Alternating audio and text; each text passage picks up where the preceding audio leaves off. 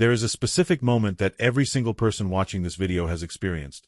A moment that defines the ceiling of your potential not by your skill, but by your nervous system. It is that split second when the stakes suddenly shift, when the room goes quiet, when the eyes turn to you, or when the crisis hits, and you feel that cold, paralyzing tightness grip your chest.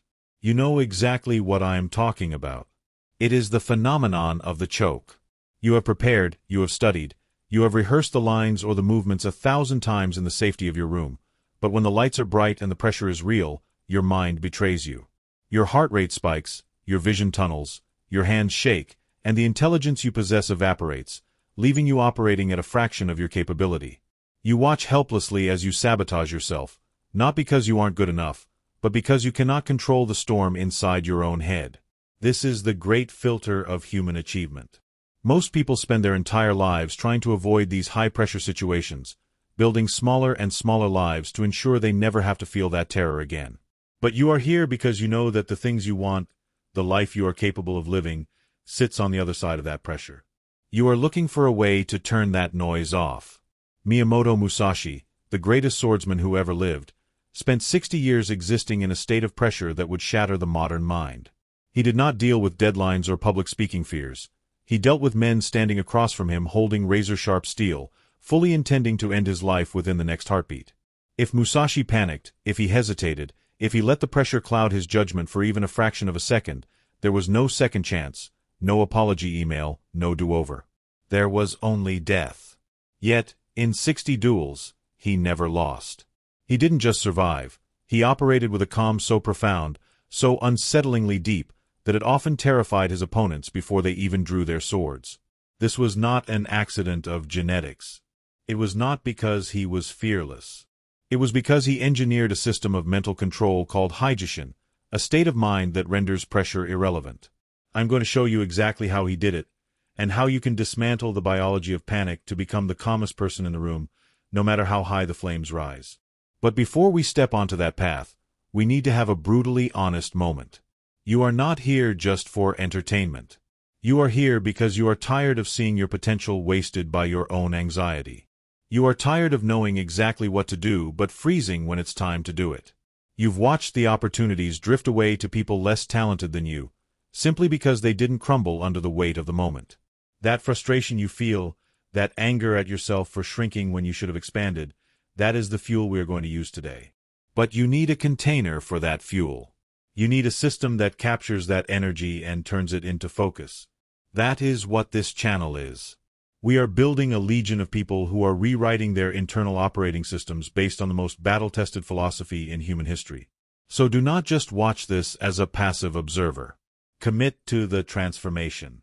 Click that subscribe button right now. Not later, not after the video. Do it now as a signal to yourself that you are done with the panic, done with the choking, and ready to master the art of the warrior's mind.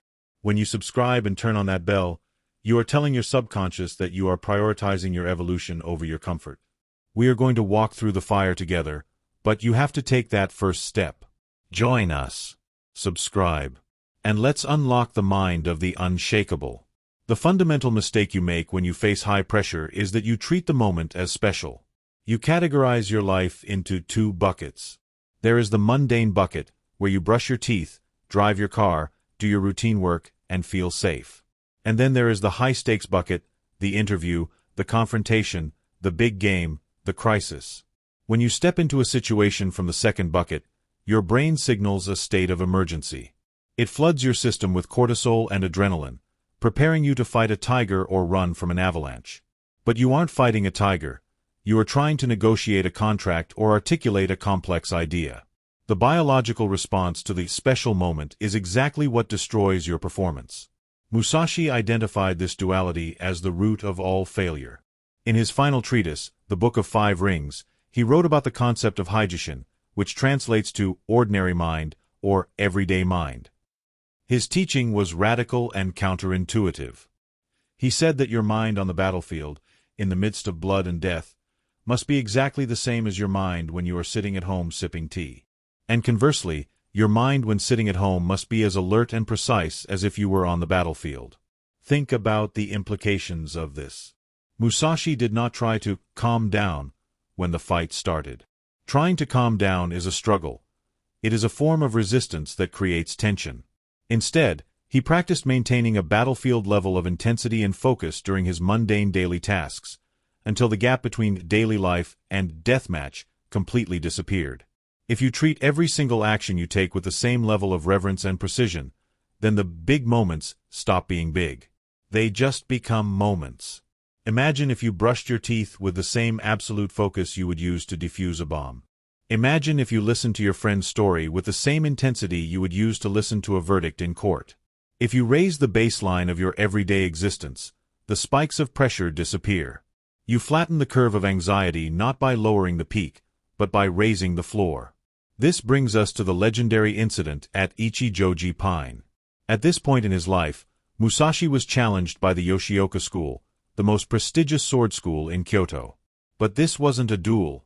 It was an ambush. Dozens of armed men, archers, and swordsmen were waiting for him in the rice fields, determined to kill him once and for all. The pressure of facing one master swordsman is immense. The pressure of facing an army alone is beyond comprehension for most human beings. A normal man, even a brave one, would be crushed by the sheer mathematical impossibility of survival. His mind would race with images of his own death, with the unfairness of the situation, with the desperate need to escape. But Musashi did not freeze. He did not panic. He arrived early, he scouted the terrain, and when he engaged, he did not fight 70 men. He fought one man, 70 times. This is a critical distinction in the mechanics of pressure. Panic comes from the perception of the whole. When you look at the mountain of debt, the entire semester of coursework, the 30-year career, or the angry crowd, you are looking at the 70 men, and your mind breaks under the weight. Musashi's ordinary mind allowed him to slice the reality into immediate, manageable units. He narrowed his world down to the single second in front of him, the single blade coming at him, the single step he needed to take. He entered a state where the future did not exist. Pressure requires a future tense to exist. You cannot feel pressure about the present moment. You only feel pressure about the consequences of the present moment happening in the future. By eliminating the future, by dissolving the "what if I die" or "what if I fail," Musashi removed the oxygen that feeds the fire of anxiety. He moved through that rice field like a ghost, striking and moving, never letting the mob surround him, treating the chaos as a series of simple, binary choices. Left or right. Strike or block. Forward or back. And right here, I need to pause for a second and ask you something. Something I genuinely want to know. Because I can see the view count on this video, and I know thousands of people are watching this right now. But what I don't know is your story. I don't know which part of what I just said hit you the hardest. Was it the part about the choke, the feeling of your throat closing up when you know you need to speak? Was it the idea of the ordinary mind, realizing that you've been treating your life as a series of emergencies instead of a continuous practice? Or maybe it's the exhaustion of constantly feeling like you're fighting a war inside your head while trying to look calm on the outside. I want to know what your specific pressure trigger is. We all have one. For some, it's confrontation with authority. For others, it's the fear of financial ruin. For many, it's simply the pressure of social expectation, the crushing weight of what other people think.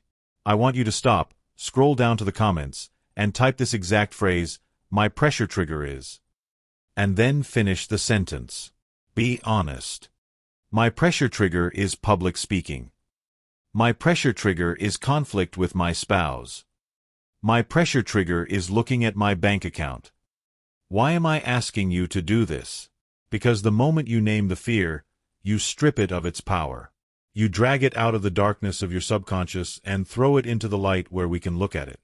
And when you post that comment, read the others.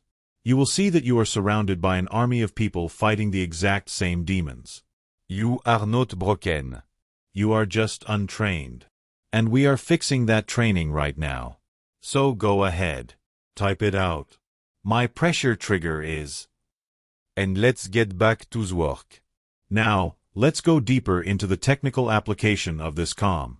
Musashi speaks extensively about the gaze in the Book of Water. He writes, "In strategy, it is important to see distant things as if they were close and to take a distanced view of close things. This is the technique of Enzen no Metsuke, or gazing at the far mountain. When you are under pressure, your biological instinct is to lock your focus on the immediate threat. If someone is yelling at you, you lock onto their angry eyes. If you are worried about a mistake, you obsess over that specific detail. Your vision narrows, literally and metaphorically. This tunnel vision is a disaster because it robs you of situational awareness and makes you reactive. You become a slave to the thing you are staring at. Musashi trained himself to unhook his vision. In a duel, he would not stare at the opponent's sword or their eyes, as that would mesmerize him. He would look through the opponent, keeping a soft focus that encompassed the swaying of the trees, the movement of the opponent's feet, the position of his own body, and the steel of the blade, all with equal weight. This soft gaze sends a signal to the nervous system that you are safe. It is physically impossible to remain in a state of high panic if you force your peripheral vision to open up. Try it the next time you feel the walls closing in.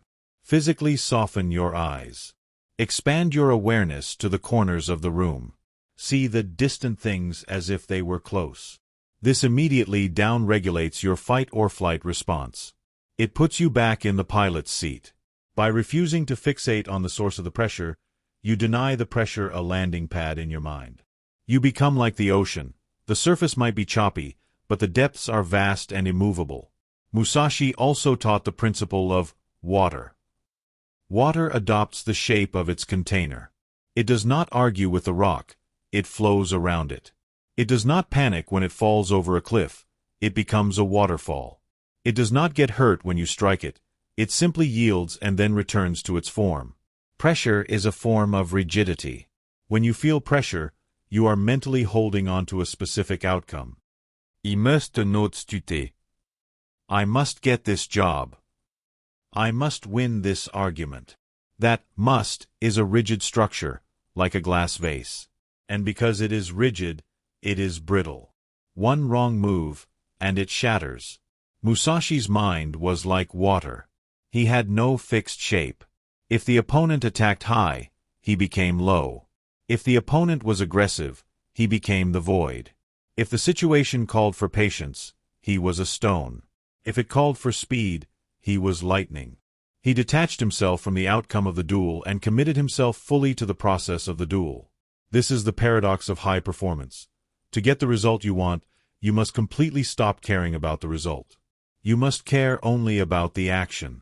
If you are writing an exam and you are thinking about the grade, you are not thinking about the answer. If you are in a job interview and you are thinking about the salary, you are not listening to the question. Musashi learned to sever the link between action and reward. He cut down the opponent not to win, but because that was the correct movement to make in that split second. When you stop trying to win the interaction and start focusing entirely on navigating the interaction, the pressure evaporates. You are just water flowing through a canyon. There is no success or failure, only flow. The highest level of this practice, the state that Musashi dedicated his later years to, is the concept of the void or mushin, no mind. This is often misunderstood as a zombie-like state or a trance. It is not. Mushin is the state of acting without the interference of the conscious, discursive mind. It is the zone. It is when the dancer becomes the dance, when the writer becomes the words. The conscious mind is slow. It doubts. It questions. It analyzes. In the time it takes you to think, I should block now, the sword has already cut you. In the time it takes you to think, I wonder what they think of my answer, the awkward silence has already ruined the moment. Musashi trained to remove the delay of thought. He drilled the basics so deeply into his subconscious that he could trust his body to handle the violence while his mind remained in the void. You achieve this in the modern world through relentless preparation. You do not rise to the occasion. You sink to the level of your training. If you feel pressure, it is often a signal that your preparation is insufficient. You are relying on luck or effort to bridge the gap. But if you have prepared the presentation 50 times, if you have role-played the difficult conversation until it is boring, you can enter the room and let go. You can trust the training. You can enter the void. The pressure you feel is the friction between your lack of preparation and the reality of the demand. Eliminate the friction, and you eliminate the pressure. There is a transformation that happens when you start living this way. You stop being a leaf blown around by the winds of circumstance. You become the wind. People start to look at you differently. In a crisis, when everyone else is running around like headless chickens, their voices pitching up an octave, their eyes wide with fear, you will be standing there, breathing deeply, seeing the whole board, making decisions with the precision of a surgeon. This is the Heijoshin in action. It is unsettling to witness. It radiates a kind of power that money cannot buy and titles cannot confer. It is the authority of a man or woman who is master of their own internal world. Musashi walked through a feudal Japan torn apart by war, a world of constant, brutal, indiscriminate violence, and he walked through it untouched, not because he was immortal, but because he refused to participate in the chaos. He carried his own stillness with him, a portable sanctuary of discipline that no external force could breach. You have that same capacity. The chaos of the modern world, the notifications, the economic uncertainty, the social outrage, the personal dramas, is just the 70 men at the rice field. It looks overwhelming, but it is just a series of singular moments waiting for you to navigate them. You don't need to be a superhero. You just need to be constant. You need to treat the Tuesday morning email with the same mindfulness as the Saturday night crisis. You need to practice the ordinary mind until the extraordinary becomes ordinary. So here is how we are going to seal this contract. You have the theory. You understand the ordinary mind, the soft gaze, and the water principle. But understanding is a consolation prize for people who are too afraid to act. We deal in action. I want you to make a specific commitment to yourself and to this community. For the next 7 days, you are going to pick one mundane activity. Washing the dishes, driving to work, making coffee, walking the dog, and you are going to treat it as a life-and-death battlefield of focus. You are going to execute that simple task with absolute, unwavering presence. No phone, no podcast, no daydreaming. Just the water, the sponge, the plate. Just the wheel, the rod, the breeze. You are going to practice Heijoshin in the safety of the small things so that it is available to you in the danger of the big things. And when you have picked your task, I want you to leave one final comment. I want you to write, I am ready to walk the path. That's it. Simple. I am ready to walk the path. It's a code. A signal to me, to the other warriors in the comments, and most importantly to yourself, that you are moving from the passenger seat to the driver's seat of your own life. The world is going to keep throwing pressure at you. It will not get easier, but you will get stronger. You will get quieté. And eventually, you will realize that the storm was never outside. It was always you. And now, you are the calm. Subscribe, hit the bell, write the comment. The training begin now. Thank you for your attention.